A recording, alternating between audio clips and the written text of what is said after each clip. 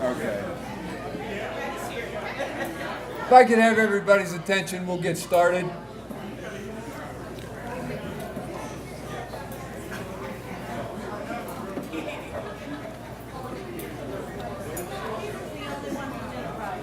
Good afternoon.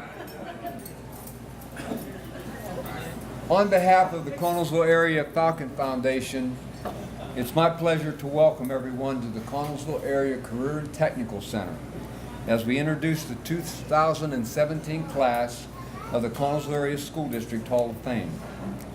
This Hall of Fame was started in 2010 by the Falcon Foundation with the feeling that a Hall of Fame was something that Connellsville ought to have. After all, the Connellsville area has certainly had an incredible history, with so many outstanding people having graduated from our schools, both in the distant past as well as more recently. Today we honor our 8th class, including this year's 6 honorees. We now have 61 people in our Hall of Fame. There are those who graduated from the old Connellsville High School, those who graduated from the former Dunbar Township High School, and of course our current Connellsville Area High School. We also have a number of honorees, though not Connellsville graduates, who were chosen into this Hall of Fame because they served with great distinction as local educators. Henry Molinaro, who we honor tonight, was both a graduate of Connellsville and a tremendous teacher of music in the school district.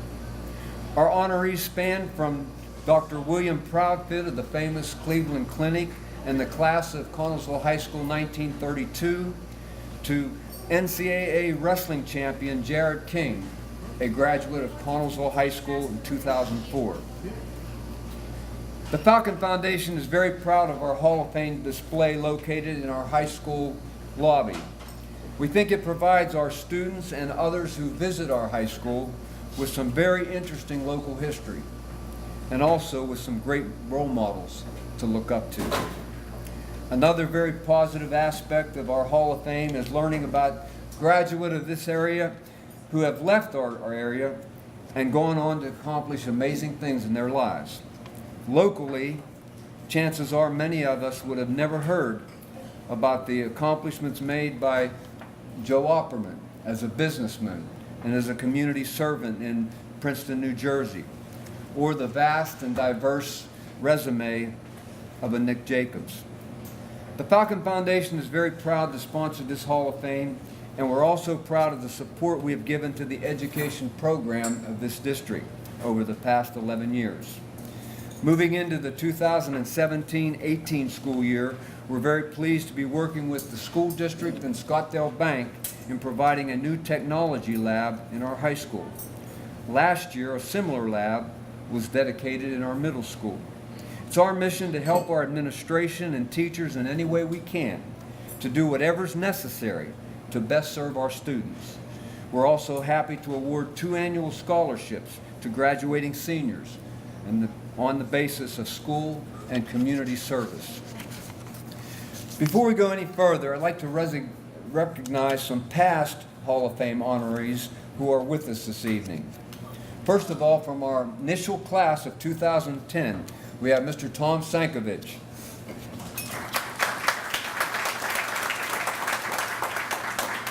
Hard to believe, but he was once the captain of the Maryland football team and one of our great coaches in this area. Football, basketball, baseball, and probably his proudest achievement was the 1989 Falcon baseball team that won the state championship.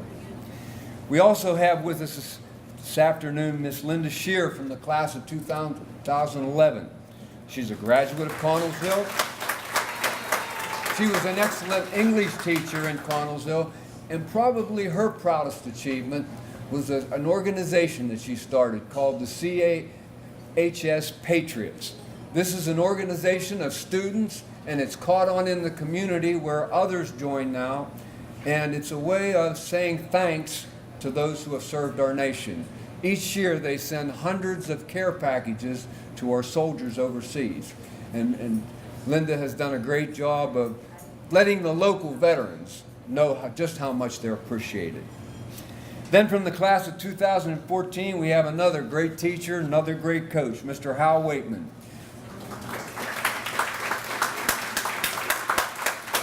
Hal coached swimming, he coached golf, and his specialty was basketball, and he coached championship teams in all three sports.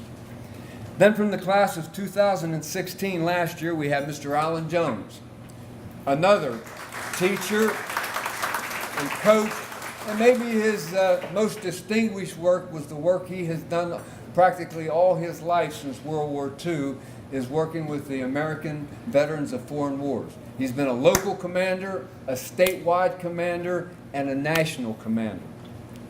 Speaking of veterans, also from the class of 2016, we have Mr. Art Mcgann.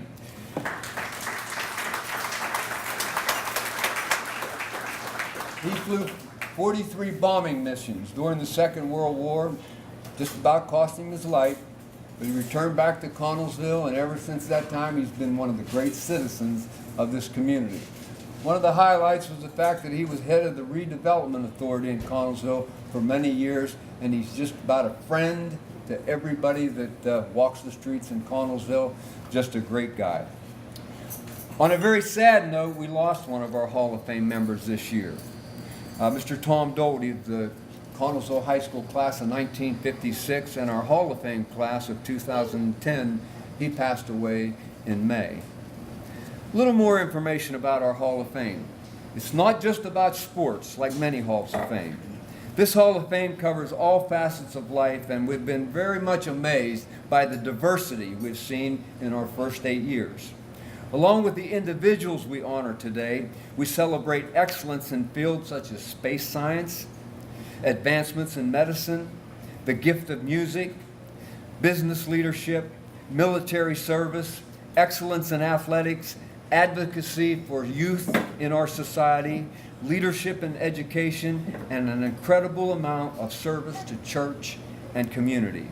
A common thread among all our honorees is that they were all talented and dedicated people who cared so much about other people, and yet very, very humble about their achievements.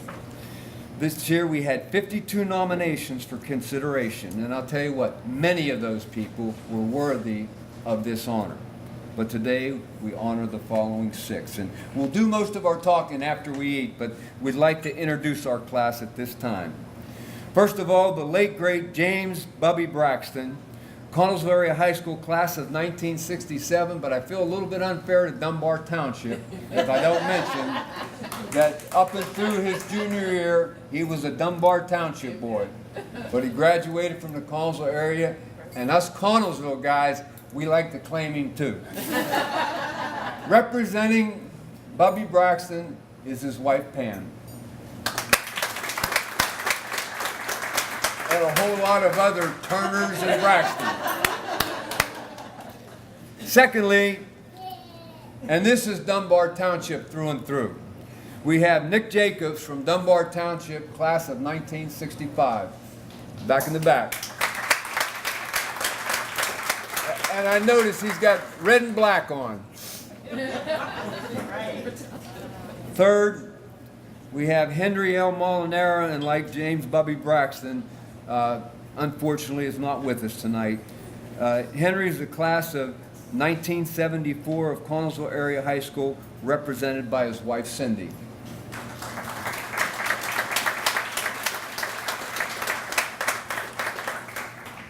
Next, we have Joseph Opperman, Connellsville High School, class of 1956.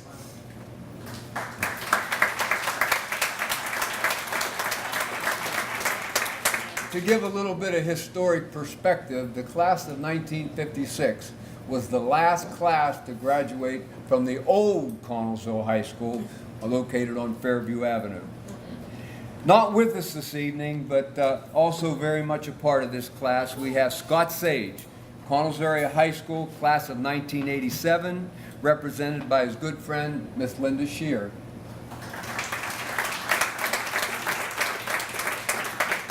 And last but certainly not least, we have Marilyn Weaver from the Connellsville High School, class of 1959.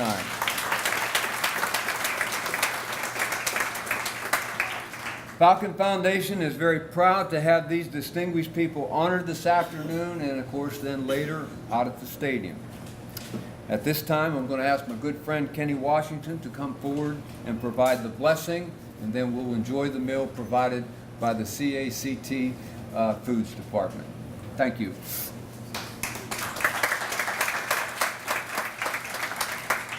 Let us pray. Heavenly Father, we have gathered here today to celebrate the lives of 6 very special people. Thank you for allowing everyone to make a safe journey to be a part of this occasion. We all look forward to enjoying a great meal and some inspirational wisdom. Bless the family and friends who are here in support and praise of these honorees. Bless our country as we are going through tough times. We ask for special prayers for the victims of Hurricanes Harvey and Irma. Be with them during these stressful times. Give us all the strength, courage, and determination to do the right thing as Americans. Let us treat everyone with dignity and respect. Bless the food we are about to receive and bless the hands which prepared it. At the end of today's festivities, allow us all to travel safely home to our next destination. Thank you for all that you have done for us. In Jesus' name we pray. Amen. Amen. Yeah, that's fine. I'll just that's fine.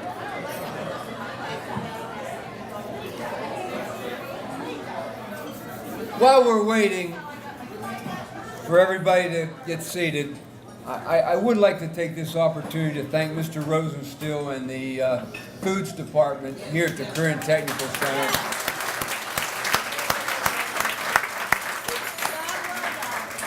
I'll tell you what really makes this so amazing this year is these kids were not in school until Tuesday.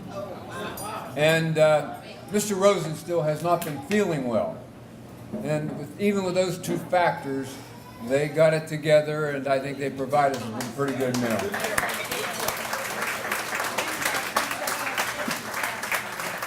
Two people from the Connellsville Area School District I'd like to introduce to you. First of all, our technology director, Mr. Kevin Ghost. He went to the bathroom. Timing is everything. And we have Vicki McWilliams as the school board secretary. She does so much for the Falcon Foundation. You know, this Hall of Fame depends on people making nominations. And I'd like to recognize the people who nominated those who were chosen this year. First of all, Coach Tom Sankovich nominated Bubby Braxton.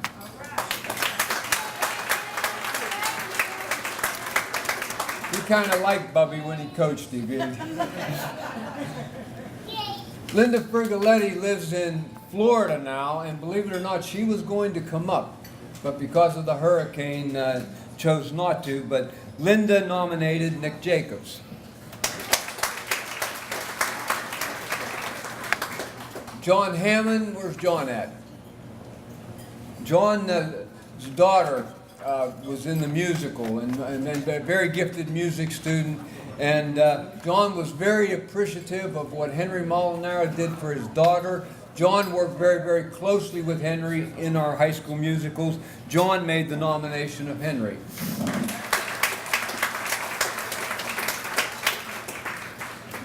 Jane Moynihan nominated her father, Joe Opperman. Nothing wrong with that. I have a daughter. She never nominated me. Yeah. Bill Seckler also nominated Joe. Where's Bill at? We've already met Linda Shearer twice already, but she nominated Scott Sage. And Mr. Warren Ferry nominated Marilyn Weaver. I'd like to introduce our Falcon Foundation members very, very quickly. Let me just say this. A lot of us are former educators, very thankful that we had the opportunity to work in the Connellsville Area School District. Being part of this foundation is just a way of giving something back. And then we have a few younger people who did very, very well within our schools, have done well since they were educated, and they're part of the Falcon Foundation, again, just to give something back. So very quickly, Lindsay Boers, Diane Rattide, Kenny Washington. Now, he's not one of the younger people I was talking about. My wife, Becky McLucky, Jane Sandusky, Justin Teets, he is one of the younger people, and our president, Bill Wilson. And then a group of guys we're so appreciative of every year. They are the drivers of the convertibles that will be taken down to the stadium. And Bill and Andrea Swan arranged this. We always have it set up so that once we're done, we hop in the vehicles. We have the police take us across, get us to the stadium so that we can be introduced on time. I'd just like to quickly give their names. Vaughn McDivitt, Kenny Metzger, Bill Coleman, John Ruggieri, Ron Grimm, John Lipson, and Jack Ham. We so appreciate what they do. And Bill Swan's in charge of the whole operation. I worry about that. And lastly, I want to thank Rick Fike from Armstrong Cable for being with us. This program will be aired on Channel 20 sometime in the near future. All right, now quickly. We need to be conscious of time. We have to wrap this program up about 6:10. The plaques that we present to you tonight are yours to keep. An identical one will become part of our permanent Hall of Fame display at the Connellsville High School lobby. When the program is completed, the convertibles are outside, arranged by Bill and Andrea. They'll be waiting to take you to the stadium. You'll be dropped off near the south end of the field, just a short walk from the 50-yard line. There'll be chairs for you to sit until the time that the introductions are made, somewhere around 6:40 to 6:45. After the presentation of the class of 2017, you may go to your seats and watch the game. If there's anybody that prefers to just be brought back because your car's here, I will be available to drive you back to the Career and Technical Center. Okay? Any questions on any of that? Okay, if not, without further ado, we'll begin our presentations. Jane Sandusky will be introducing Nick Jacobs.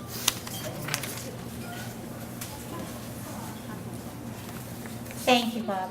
It is my great privilege to make an introduction of Mr. Jacobs, whom I got to meet over the phone and finally in person tonight. And as I told him, all of the applications we read certainly had impressive resumes, but his was extremely impressive, and I'm not sure that in any way I could do it justice. But in my few minutes, I will try. Mr. Jacobs has invited me to call him Nick. So Nick is a graduate and distinguished alumni from Indiana University of Pennsylvania. He's also a graduate of Carnegie Mellon University. He achieved Harvard certification, and he earned a fellowship in the American College of Healthcare Executives. Nick currently serves as an adjunct faculty member of St. Francis University and also does guest lecturing at other universities, including our own Duquesne. He's the author of several books and articles. He's a professional trumpet player and music educator. And as I looked over his resume, it occurred to me that Nick has spent most of his professional life, if not all of his working life, in medical research and in leading healthcare organizations, and quite an impressive array, as I hope he'll touch on when he does speak to you. One of the things that certainly I found extremely impressive and what a wonderful contribution to the medical field is that Nick was in charge of creating the breast cancer repository for the Department of Defense, which was used to map the human breast cancer genome for the National Cancer Institution, which, according to the statistic that I have currently, they now have a collection of over 58,000 donated tissues. What a contribution that has been. Nick is currently the chairperson of the Clinical and Translational Genome Research Institute. He resides in Pittsburgh and Windber. He's the proud father of 2 children and 6 grandchildren. So without further ado, Mr. Nick Jacobs.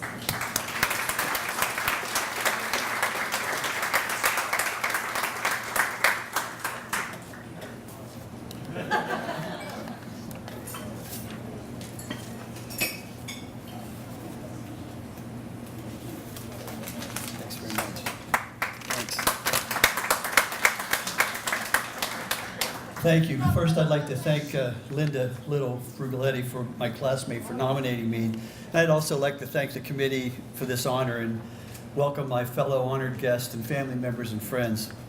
You know, when I was a young teacher, one of my friends, a fourth grade teacher, told me that she had her students read about famous people and then do a report on them. And she described little Kurt, who got up in front of the class, and he said, my famous person was Julius Caesar. He was a well-known man. He was a politician. He made long speeches, and they killed him.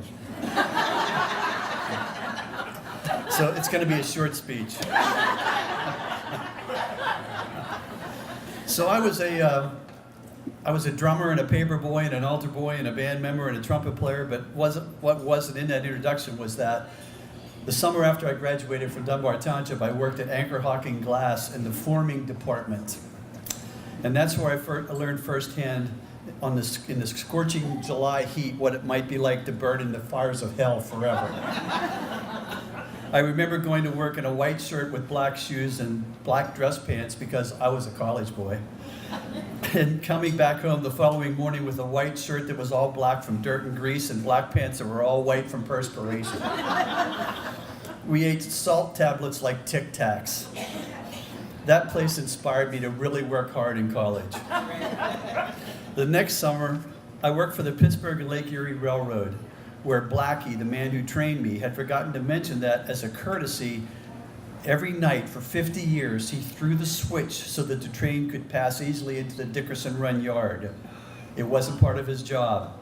My first night on the job, alone, I didn't throw it because I didn't know it, and I wrecked a 134-car train. And that gave me the background I needed to run hospitals. So these were a few of the things that shaped my future, but what really pulled it together, all together for me, was the inspiration that I derived from my mother's Quaker immigrant family, the Beesons, who came from England and founded Uniontown in 1776. And from my father's Italian immigrant parents who worked and lived in Linden Hall for 50 years. Wow. I was a product of a mixed cultural marriage, and that was a big deal in those days. In fact, my dad changed his name from Tony Iacoboni to Charlie Jacobs so that he could get a job on the railroad other than as a gandy dancer, a track maintenance worker. And after that name change, he became a fireman, and then he became an engineer. Because of that, I saw what the combination of leadership from one side and hard physical labor and creativity from the other could produce. And with the support of my amazing family, Dick, Joanna, Bill, Andrea, Jude, Nina, Lucy, Laura, Zoe, Pete, and Marianne, love you guys and so proud of you. With the support of them, we ended up doing okay. But before I finish, I'd just like to share a few more thoughts with you. When people ask me how I went from directing bands to running hospitals, I always replied, it's the same job. They were just taller and less likely to cooperate. Majorette mothers, hospital auxiliaries. Drummers, paramedics. String players, brain surgeons. Band boosters, board members. It was the same job. I'm probably the only kid from Dunbar Township who received a D in chemistry once and went on to create 2 genetic research institutes. God rest your soul, Mr. Correll. But my final thought is this. Once in 6th grade, Mr. Bloom, our principal, caught me showing off to my buddies when I was drawing on a poster of Santa Claus with my pencil. He called me into his office and he said, Nicky, you'll never amount to anything. And I've spent the last 60 years trying to prove him wrong. Thank you.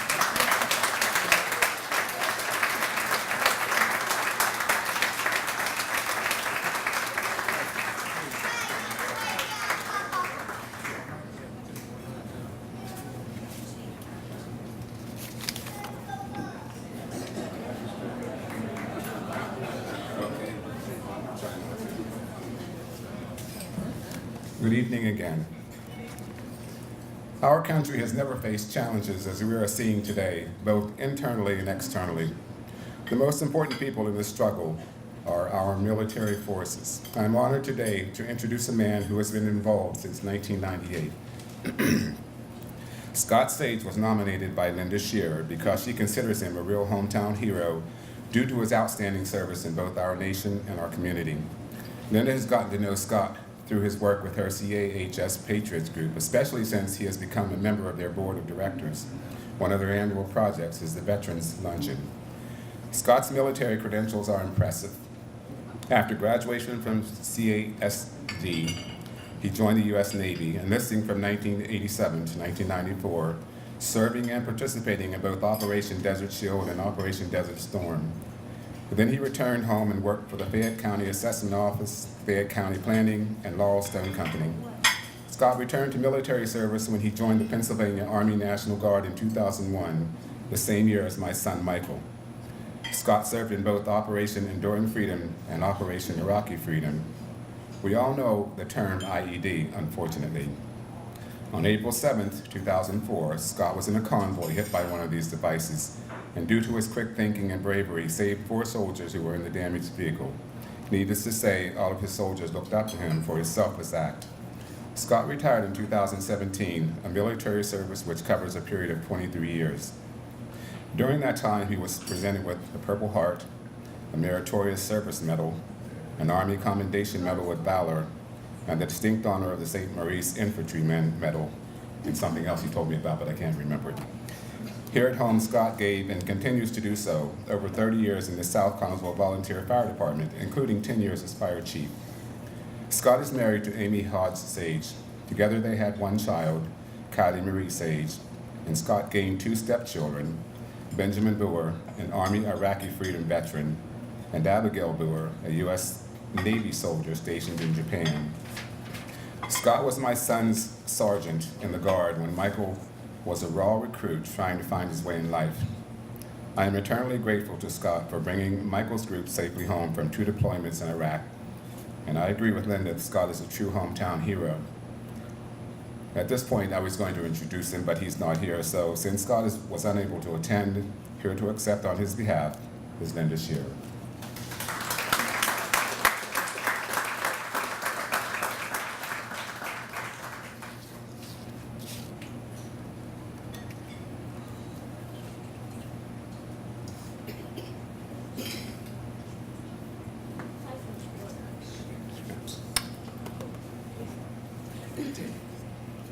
It's an honor to be here with all of you and to accept this on behalf of Scott Sage.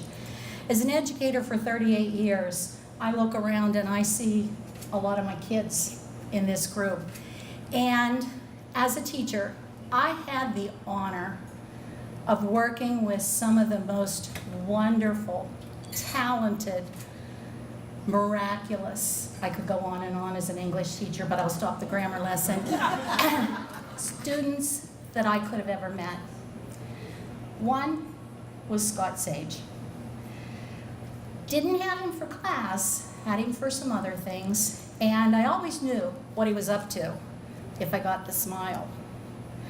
And his mother and I had a talk about that smile. We've all heard the expression, an apple doesn't fall far from the tree. In this case, it's very, very true. Scott enlisted a life of service that he learned from Mom and Dad. Would John and Donna please stand?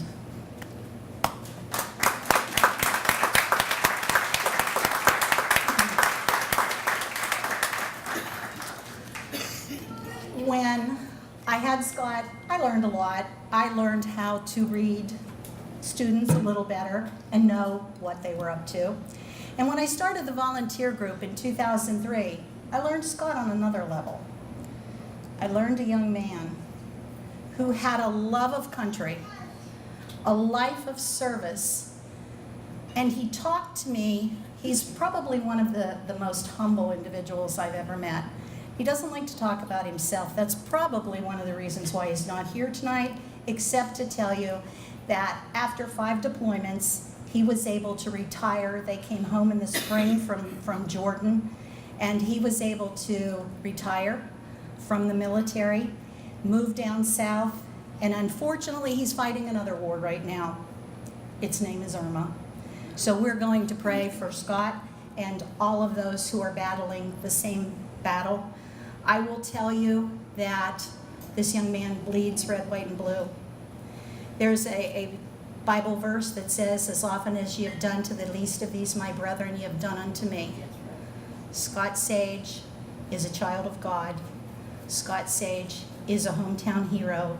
When he told me about the Humvee and Timmy Boots saying, "Scotty, don't let me die, Scotty, don't let me die," I can't even begin to fathom. But God used him. God uses him. He's going to continue his career of service after his retirement by continuing with the fire department and so on down south. So on behalf of Scott, I thank you for this award, and God bless him, all who serve, and our nation. Thank you.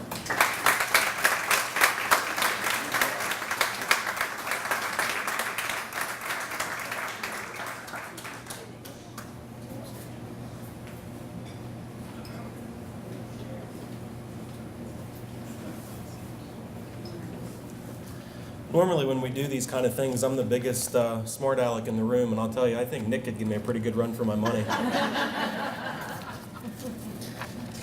So I have the pleasure of introducing tonight Mr. Joe Opperman. Like Jane, I just got to meet Mr. Opperman tonight, got to talk to him on the phone a little bit, and really seems like a remarkable gentleman. I'm glad we could have him here today. Connellsville High School class of 1956. He graduated from Penn State University with a degree in business administration.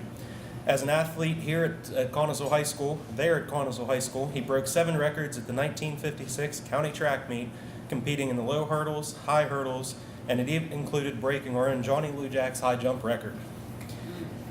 Mr. Opperman worked 33 years with the Johnson & Johnson Company, specializing in manufacturing and purchasing management. He served as Johnson & Johnson's Director of Purchasing and Mexican Operations. He's also listed in Who's Who in the East for his distinguished career and his dedicated community service. He received a U.S. Treasury Award for patriotic service. His record for community leadership includes such roles as chairperson of the local hospital appeals campaign, United Way chairman, advisory board for the Easter Seals, Princeton's Youth Fund Board of Trustees, and he served 2 terms on the Princeton Recreation Board. His lifetime passion has been track and field. In New Jersey, he served many years as a track official for Princeton University and the Association of Amateur Athletes of America. He was also instrumental in the formation of a junior Olympic program for youth ages 8 to 13, and we admire him for that. This program ran for 18 years and led to approximately 700 boys and girls participating in New Jersey Junior Olympics regional and state championship meets. Although he may be a New Jerseyan now, we're very glad that we had Mr. Opperman for the time we did in Connellsville, and I'd like to introduce Mr. Joseph Opperman.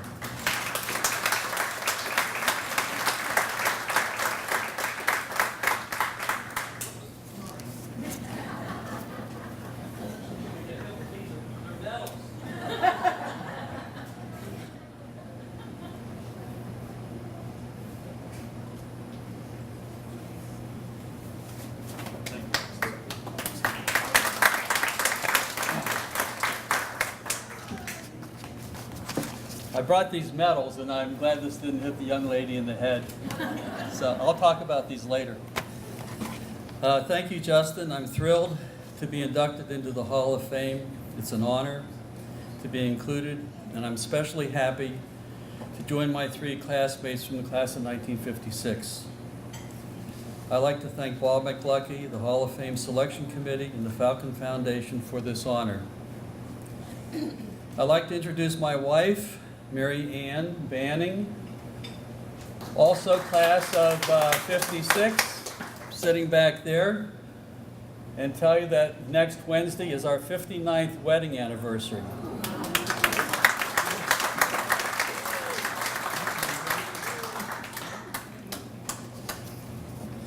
Now, you met my daughter Jane Ann Moynihan. She was the one that nominated me. She's sitting back there with my wife as well.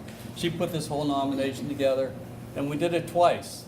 First time was too long and didn't cover all the subjects we needed to cover, and she did it again the second time. What are you laughing about, Jay? Did it. You did it. Regarding the plaque, which did a great job,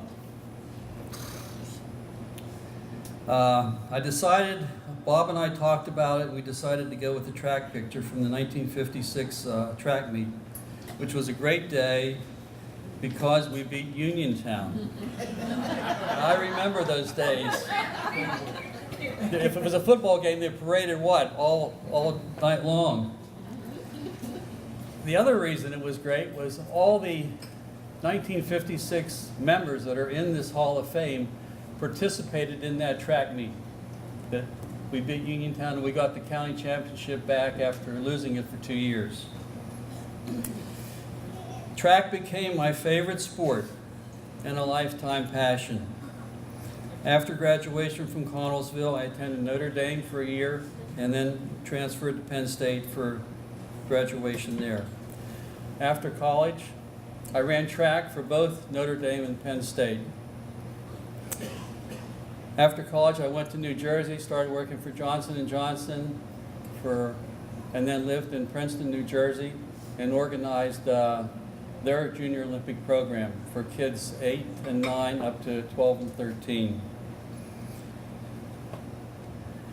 Because I did this because I wanted to have my children participate in track. And when I first went to Princeton, they didn't have a program. So I had to take them to Trenton, which was the nearest area that they could participate. My son won down there. I came back to Princeton. I talked to the recreation department. I said, look, we need to have this program here in Princeton. And we did. They said, you have to run it. And I said, I'd be happy to run it. You just take care of the advertising for it. I did that, and we ran for 18 years on Junior Olympics. See, my love of track, and I want to finish on this, my love of track started here in Connellsville in 1950. I was 12 years old and just out of 6th grade at the Southside School.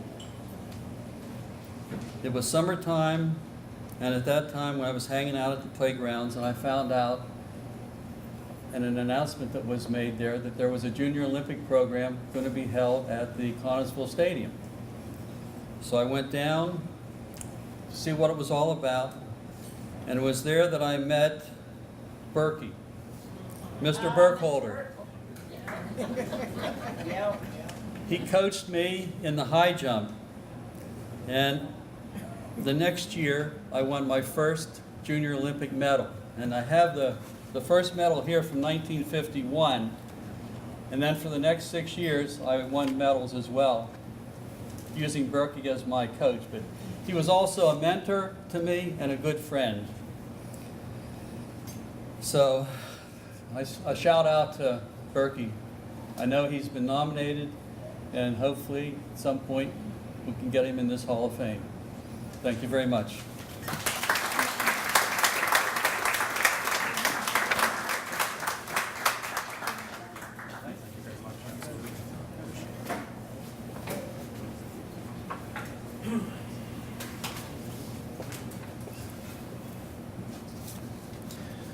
I said that I just got to meet Mr. Opperman recently, but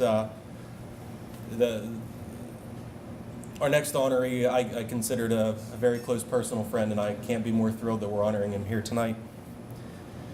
We're honoring one of, if not the greatest man that I ever had the pleasure of knowing. The gentleman devoted his life spreading his passion for music, whether it was through the choral programs and musicals in his career at Connellsville School District, his direction of his church choirs, his leadership in the Molinaro Band, or participation in the Boy Scouts of America, where he served as the Music Merit Badge Counselor and mentor for the Eagle Scout program. If there was one thing that I could say that I learned from Henry Molinaro, it was that no matter what, family is everything. Period. Henry loved his family fiercely. He talked fondly of his time performing with Cindy and how lucky he was to have found her. I know he's so proud of everything that his two daughters, Francesca and Emily, and everything they've done, and I know they hold him very dear in their hearts. And all I can say is that I only hope I have half the relationship with my kids that Henry had with Max. Listening to Henry's excitement when he talked about the things that he and Max did together would put a smile on anyone's face who was listening. I know I speak for the thousands of students that Henry had through his career when I say thank you for being you. There's a, Linda Shearer and I were talking before, and she said you always have to have a good quote to throw in there. Well, this one's a lyric. Our senior year, we all had the wonderful idea that we wanted to sing a song for Henry, and being the wonderful planners we were, it never happened, but it doesn't mean that the lyrics didn't stick with us. It well may be that we will never meet again in this lifetime, so let me say, before we part, so much of me is made from what I've learned from you, and you'll be with me like a handprint on my heart. And now whatever way our stories end, I know you've rewritten mine just by being a friend. Because I knew you, I've been changed for good. And I truly do speak for the thousands of students that Henry touched over his long career, and all of us that are sitting in this room that had the pleasure of knowing such a great guy. We love you and we miss you dearly, Henry, and it gives me great pride to enshrine you in this Hall of Fame this evening. I'd now like to introduce to you Mrs. Cindy Molinaro, who will be accepting on Henry's behalf.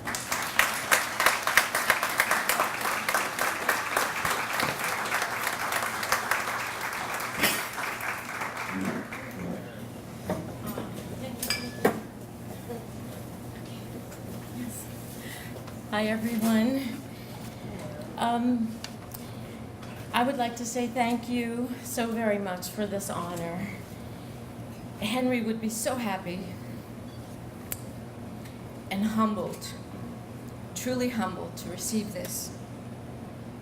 I would say foremostly, the plaque notes his love of teaching. He was a natural educator because he was a skilled musician and because he loved to share. I know this for sure because after he passed, many students came up to me and they told me all about their heartfelt experiences in his classroom, in his chorus, or in the musical play. And it seems that what would begin as the discipline of music ripened into lessons of kindness, goodness, and shared humanity. In other words, he inspired his students to be better people. If you have known Henry, could it be otherwise? And if you have and you recall his sense of service and selflessness, then you can double it for us, his family, myself and kids, Emily, Francesca, and Max. He gave and cared for us without sparing. So to summarize, I would say the best of lessons from one of the best of Connellsville's teachers would be this: do something you love, give it your whole heart, do it well, and share the joy. Thank you.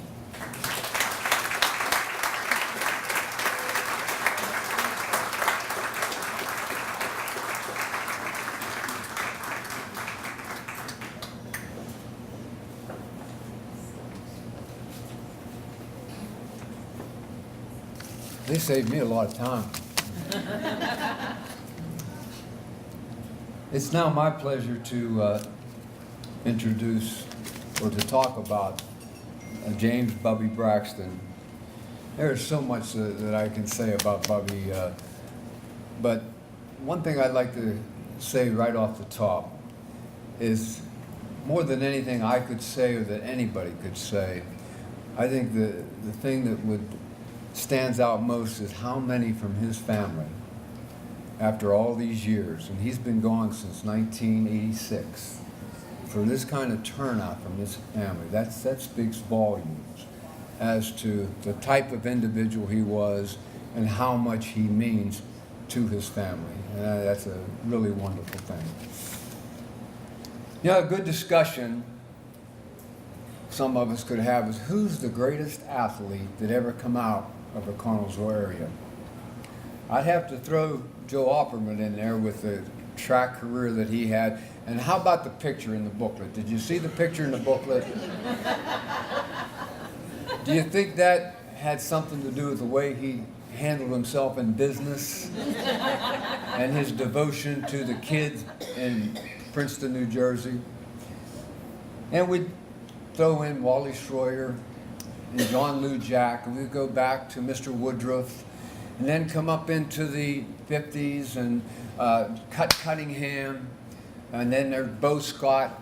A lot of great names, and there's been a lot of good athletes through the 70s, 80s, and 90s, and even beyond 2000, even though we haven't been quite as successful in recent years as we once were. But I have to tell you, as great as some of all those people were, the best all-around athlete that ever came from the Connellsville area, without a doubt, James Bubby Braxton. Now I have a quote here that I picked up. Bobby Bowden, famous Florida State coach, coached Bubby at West Virginia, and he made a statement, James Braxton can do it all. Now he was referring about football. I mean, he can run the ball, he can catch the ball, he can throw the ball, he could kick the ball, he could go on defense, he could tackle, and if you ask O.J. Simpson, he'll tell you that he can block. He could do it all. And yet, to just talk about Bubby in football, we're not covering the whole story. Hal Waitman would tell you that Bubby Braxton was a very, very good basketball player. Not the greatest shooter, but one heck of a rebounder, a heck of a defender, and a great teammate to play with. And then we go to track and field. Bubby high jumped, Bubby threw the shot, Bubby threw the disc. Was he any good? He took second in the Pennsylvania State meet in 1967. And then let's go to baseball. Connellsville didn't have a baseball team at the high school, but he played American Legion. Was he any good? St. Louis Cardinals thought he was good because they drafted him, and they would have loved to have him. And I think the people like Mr. Sankovich that know baseball would tell you, Bubby Braxton could have played in the major leagues for the St. Louis Cardinals, but he went the route of football. Tell you the kind of person he was, and again, we're talking about all-around athlete. Bubby at West Virginia was a running back and an outstanding running back. They had some other guys there that were pretty good at running back. His senior year, he's asked to move to tight end. So Bubby, he goes with the flow. He moves to tight end. Did he do any good? He was first team All-American as a tight end. He gets drafted by the Buffalo Bills in the 3rd round. He goes to Buffalo. They put him back in the backfield with O.J. Simpson. Was he any good? He gains about 5,000 yards in his career receiving and rushing. He scored 30-some touchdowns. And, of course, he helped O.J. Simpson to gain 2,000 yards in one particular year. Just a great, great all-around athlete. And because I had the opportunity to play with him, and I know I'm going a little bit too far, but they gave me a little extra time. I'd just like to tell you our senior year, or his senior year, we had 3 very special wins. We beat Greensburg 16-15. Bubby scored both touchdowns. Bubby kicked an extra point, and he kicked a field goal in the second half. It was a deciding factor. The next week, we played Wilkinsburg. Wilkinsburg was undefeated. 2 undefeated teams going at it. We're down 20-14. In the 4th quarter, it's late. He catches a little pass out of the backfield. Using a stiff arm. 3 guys he knocks down to the ground. He goes 70 yards, takes a deep breath, kicks the extra point. We win 21-14. And then in probably one of the most famous games in Connellsville history was the victory we had in 1966 over Uniontown. Connellsville had not beaten Uniontown in 11 years. Uniontown was the defending WPIAL champions. They weren't as good that particular year, but they really, Connellsville being undefeated, I mean, they were going to ruin our season. Nip and tuck. Frustrating game for us because Uniontown was playing well. It's 7-6 going into the 4th quarter. Okay, a lot of pressure. I mean, there must have been 10,000 people in that stadium that night. And we get a little drive going into the fourth quarter.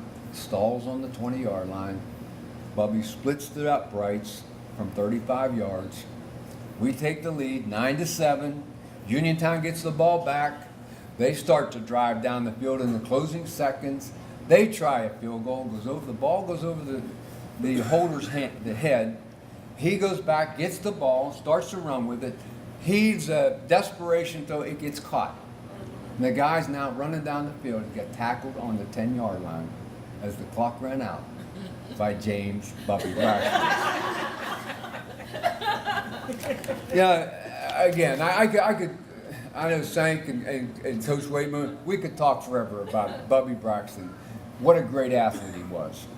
But for us to just talk about Bubby as a great athlete would be an insult to his legacy. Because great athlete, but also a very, very special person. A very, very special person. You know, a great guy in school, a great teammate, and then once he became a professional athlete and he had a platform, he did so much to help other people with the influence that he had. And I'll just share something that, Pam had put for his plaque, developed a dropout prevention program for West Virginia students in cahoots with the West Virginia Department of Education. Just an example of the kinds of things that were important to him. After his NFL career ended, he did very good work for the NAACP in the state of New York. I mean, he just that kind of guy. He had influence, and he used it in a very special way. Now, do you think they liked him at West Virginia? He's in their Hall of Fame. They retired his jersey, number 44. There's a dormitory named after him, and there's a scholarship presented annually to a deserving African American student. So I'll conclude my remarks by just saying, arguably the greatest athlete in the history of the Connellsville area, definitely one of the greatest people to come out of this area. And with that, I'll turn it over to Pam.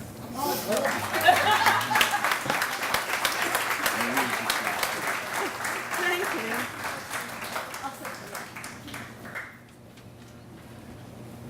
Do I need to say anything?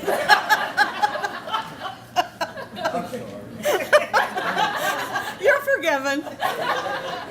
Good afternoon. As they say, confession is good for the soul. Here's my confession. Well, I never have been comfortable talking in front of a crowd, so I'll try to make this short and sweet. Bob helped. But I do hope to let you all know that I'm so grateful to have the opportunity to convey my family's thankfulness to Connellsville Falcons Foundation Committee for selecting my husband to join the class of 2017. I know Bubby would be thrilled to be receiving this honor. There is something so special to be recognized by your hometown. We certainly miss him and other family members that have passed, but I know they are all here in spirit to celebrate this honor with us today. Don't cry. Bubby was a born athlete, but he was given so many more attributes that made him a special man. The football field, the baseball diamond, basketball court were some of his platforms to connect and bring people together. He loved being with people, and I still have those who recount times they had interactions with him, and the impressions that he made live with them today. As I was trying to put some thoughts together to share with you, one that came to mind was when we built our home in Buffalo, New York, in a new subdivision. This shows the playful side of him. Our lot was in a cul-de-sac, which had several open lots.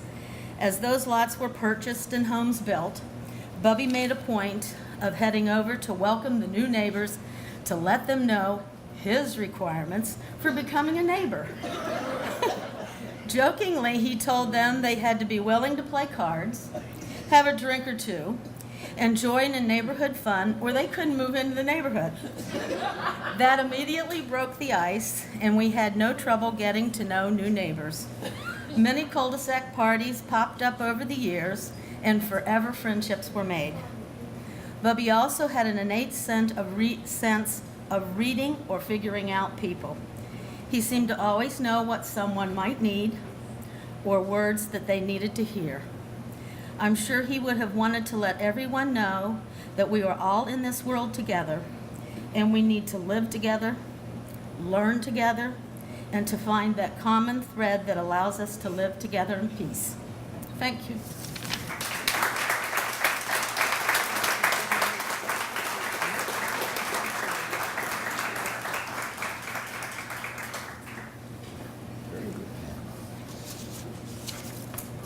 Well, last but certainly not least, we have our good friend, Miss Marilyn Shearer, or Miss Marilyn Weaver, excuse me, nominated by Warren Ferry.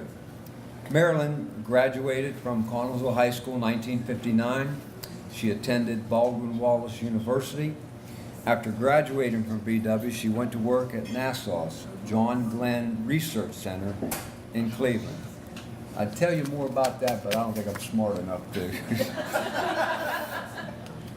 After she had a long and distinguished career at NASA, Marilyn returned to Connellsville and got deeply involved in church and community service.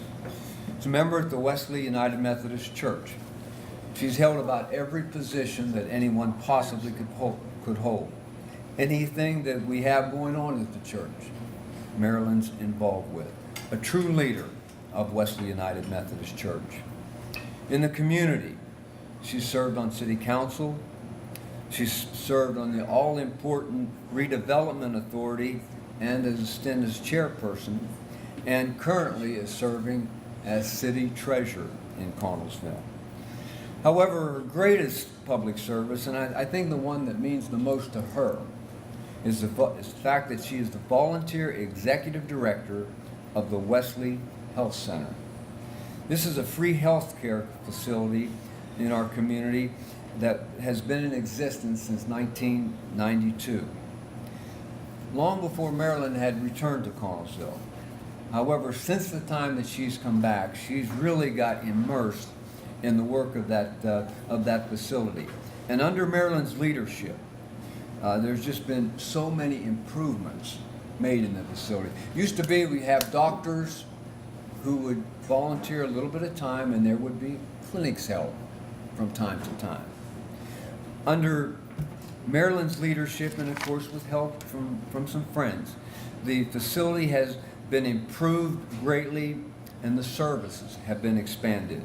There's now dental care available, eye care, women's health services, and tomorrow there'll be free flu shots available downtown at the Mum Festival. Marilyn will be there providing for that. She writes letters. She speaks at churches and other organizations. She's involved in numerous efforts to solicit grants for the center. She does anything that she can to raise money and to keep that center going. And there's not a person in here that doesn't recognize the frustration and the worry involved in making sure you have adequate health care. With Marilyn's leadership in Connellsville, for many people, it's a less of a worry. It's a place you can go. And something else that's been done, and again, it's Marilyn and those that she works most closely with. It used to be that it was there for people who didn't have insurance. And we know with the Affordable Care Act, there's people that have purchased insurance, but their deductibles are so high that you are reluctant to use it. Well, they've made it so that we'll take people that have high deductibles and we'll provide service to them as well. Now, someone had asked me, what's the criteria for getting into this Hall of Fame? And I kind of stuttered around because I really wasn't prepared for the question. I want people that live a good life and that do good things, and beauty lies in the beholder. The people that make the nominations, they sell who they're nominating. And then we as a committee, you know, we look at the criteria that we have and do the best that we can. The more I thought about it, and especially with respect to this whole class, it's people that make a difference. People that make a difference. You know, and what we've heard regarding all six, you know, Bubby, Nick, Henry, Joe, and Scott, these are difference makers. Marilyn is a great difference maker. When she returned to Connellsville, our church, there was a difference in our church, a positive difference. When she became in city government, as contentious as that can sometimes be, a difference was made. And again, health insurance, taking care of your family, so important. The Wesley Health Center, under the leadership of Marilyn, is a difference maker for hundreds, thousands of people through the years. And so it's a great honor of mine to see my friend, Marilyn Weaver, taken into our Hall of Fame.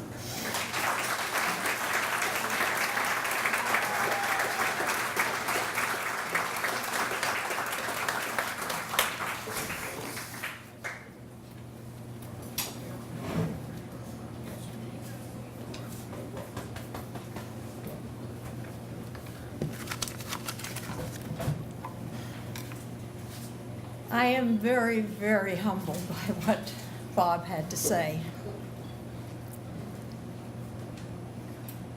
Coming back to Connellsville, I knew I always would. And all that I have accomplished and all my successes began here in Connellsville. My high school education was superb. It got me to Baldwin Wallace, where I had a wonderful, rewarding, and successful college education. And from Baldwin Wallace, they gave me a great education. I was a math major. And that was the year, my senior year, that John Glenn orbited 3 times. And of course, President Kennedy has said, we are going to the moon. We're in a race with Russia, and we'll be there by the end of the decade. So my dream was to go to NASA. Well, it is John Glenn Center today, but it was Lewis Research Center when I was there. And it was only 6 miles down the road from Baldwin Wallace. And my college professor, the head of the math department, said to me, you get in there if you have to scrub floors, because it is the future. And he was so right. I actually began at NASA Lewis before my formal graduation from BW. It was an exciting time. My career was awe-inspiring to me. Every 2 weeks, they were hiring young men and women out of college and out of the graduate schools in the area because it was the future. And to work with these young men and women who were so well educated in so many different fields was unbelievable. There were many things. It was a fuel, propulsion, aerodynamic, lubrication center. And we were proud of saying, and egging them on a bit by saying, they can't go anywhere without us. Because without the propulsion, they're not going anywhere. So we enjoyed each other. It was like a huge family. But although our goal was the moon, there was so much that those things that we were doing to get to the moon were doing for us here on Earth. One of the premier lubrication scientists that I work with, all the reports that are written at Lewis, from the general basic to the highly classified, all the research had to be written up. So I was a technical writer and editor, and I edited the works of these brilliant people. And the razor blades that you use, that strip on the razor blade started at Lewis. Because all that research was free, totally free to the industries to develop. So it was, NASA didn't push, for my way of thinking, that what we were doing to get to the moon had so much benefit here. Another was lubrication for artificial joints. We worked with the Cleveland Clinic to make joints more lubricated for the bodies. We were also into heart research. But one of the ones that didn't go so well, I had edited the report. It was on fuels research. It was on using soy and grain to make cheaper gasoline for our cars. Well, it turned out very, very well. And the report was written up, and Congress, a committee, congressional committee, wanted to talk to the engineers. So we packaged it all up, and they went to the airport.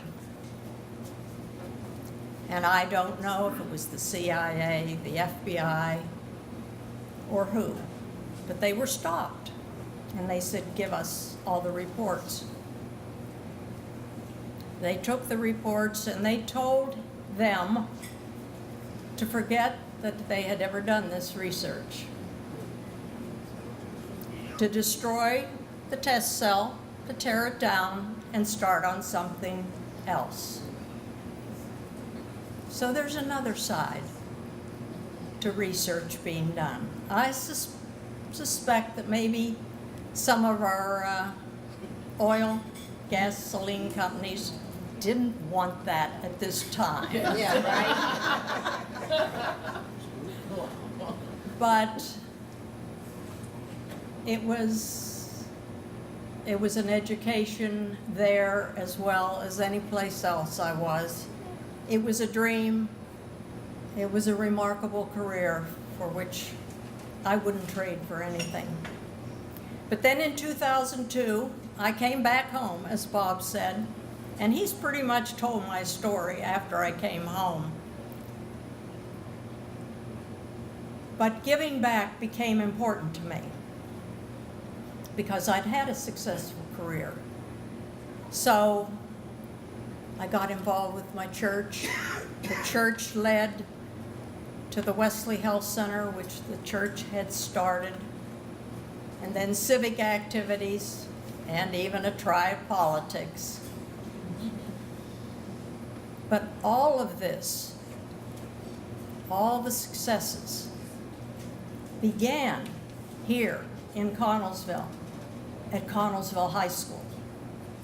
And I think that's something we have to remember, for this class has shown, as has many of the other classes, just how wonderful the education is, and that all that we have accomplished is because of our start here at home. Thank you.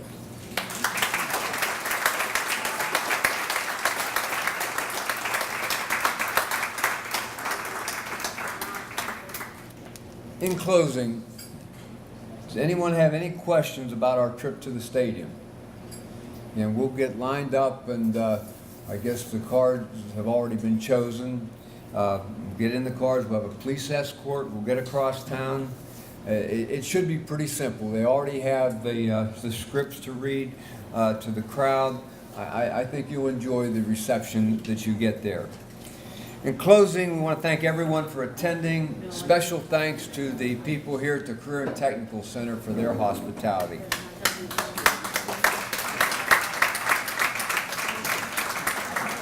And finally, just once more to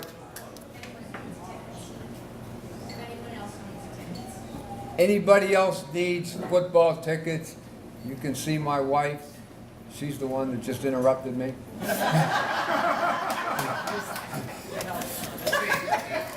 She's a boss. So she said, I can't do anything about it. I just want to say this in closing to our Hall of Famers. We say congratulations, and we're just happy that through this Hall of Fame, the things that you've accomplished in your life, hopefully will be long remembered, appreciated, and you will inspire other people for years to come when they see those plaques. Thank you very much.